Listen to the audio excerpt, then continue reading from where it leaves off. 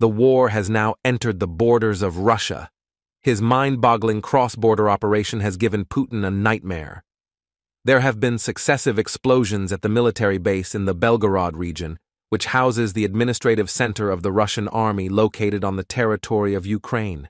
The unit that organized this attack on one of the most protected air bases of the Russian armed forces caused a huge echo all over the world. The fact that these soldiers were wearing Belarusian military uniforms changed everything. The facts behind these developments, which have caused a great deal of tension in international politics, have fallen on the world agenda like a bomb.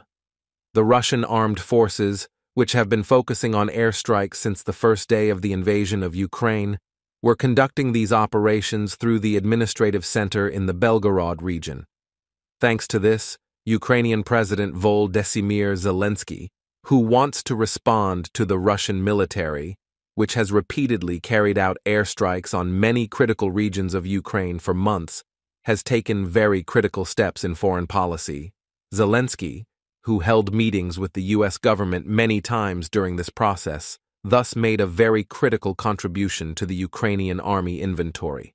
The Ukrainian army, which has been subjected to the pressure of the Russian Air Force for a long time, has now gained access to a weapon that will change all the balances in the war. The Ukrainian army, which has a very effective air defense system thanks to the U.S.-produced long-range Patriot missiles, has ensured that the air operations organized by the Russian army have decreased day by day.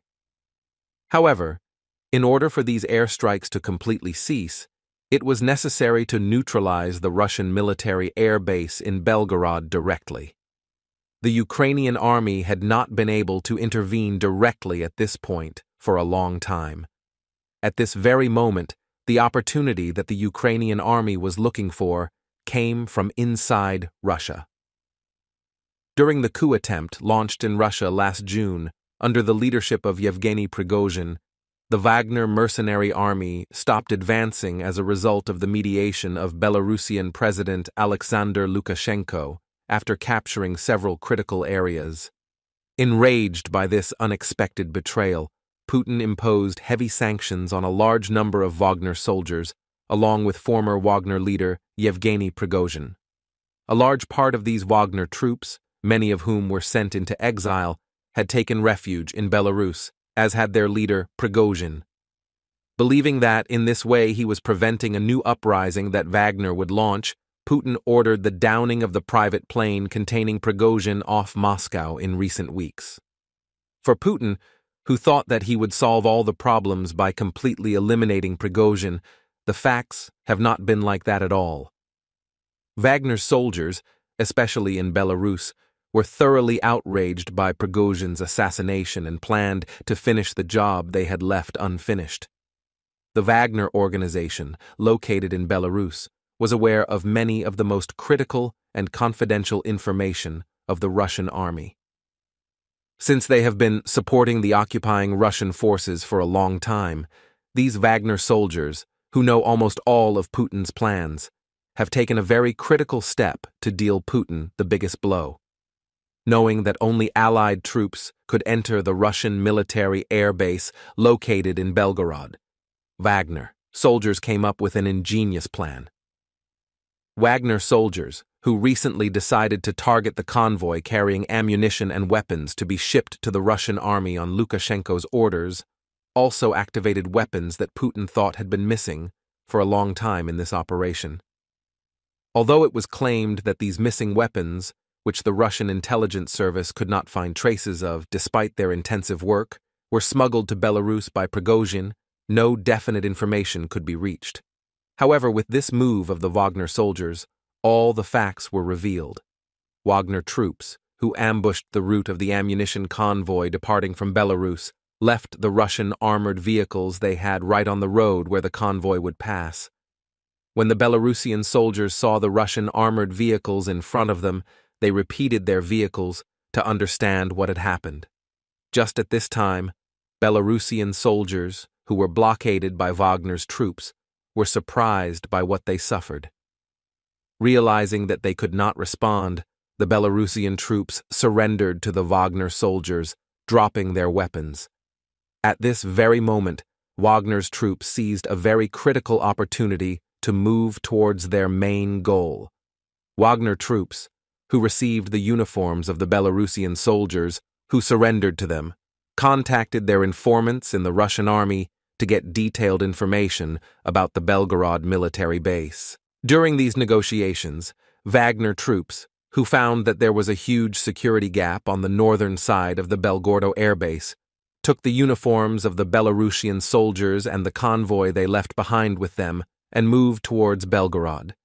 Wagner troops in Belarusian military uniforms, who had no problems during the entrance to the airbase, immediately evaluated the intelligence they received and left the northern gate of the base completely open. In this way, the Belarusian uniformed soldiers, who completely eliminated the obstacle to the infiltration of the other Wagner troops into the base, ignited the fuse of the operation after completing their preparations. The Russian soldiers, who made a quick entrance to the airbase from the northern gate, suddenly saw Wagner soldiers in front of them and did not know what to do. But the signal jammers that Wagner soldiers brought to the region turned everything even more against the Russian soldiers. The Russian soldiers, who could not call for support forces in any way, could not inform the Kremlin of the situation either. After that, the Russian soldiers decided to move to a defensive position. However, Wagner troops, who had all the plans of the airbase, immediately headed for the hangars.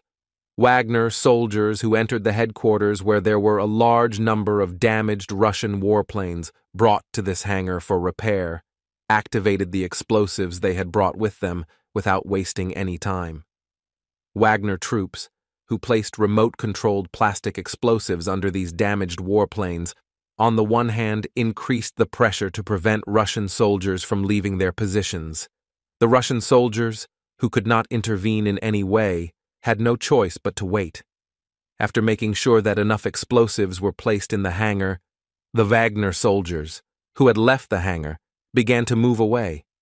The Russian soldiers, who were wondering why these Wagner troops, who were in a much superior position in the conflict, were retreating, were literally shocked by what happened very soon after. The developments at the Belgorod Air Base, where a very large explosion took place, have created a very big crisis in the Kremlin. Soldiers at the airbase had suggested that the attack was organized by soldiers in Belarusian uniforms. After these allegations, which have incredibly increased the political tension between Russia and Belarus, the facts were revealed by the head of the Russian intelligence service, Sergei Narishkin. The reports, presented by Narishkin, who deciphered that these soldiers were actually Wagner troops, further complicated things. Realizing that he made a huge mistake by turning a blind eye to the construction of Wagner soldiers in Belarus, which caused the Putin regime the biggest crisis in its history. Belarusian leader Alexander Lukashenko was very afraid that Putin would withdraw all the support he had provided. Lukashenko, whom Putin suspects day by day because of the alleged transfer of a very large budget already allocated to the Belarusian army to Wagner troops, could abdicate if he loses Russia's support. Russia, on the other hand, will run the risk of losing the war completely as a result of the crisis it will experience with Belarus, one of the very few allies it has throughout the Ukrainian war. While the whole world was wondering what would happen as a result of the crisis between the two countries, the Ukrainian army seized a very critical opportunity in the airspace. The Ukrainian army, aware that the Russian Air Force will not be able to use the Belgorod airbase for a long time, has turned all the balances in the war in its favor.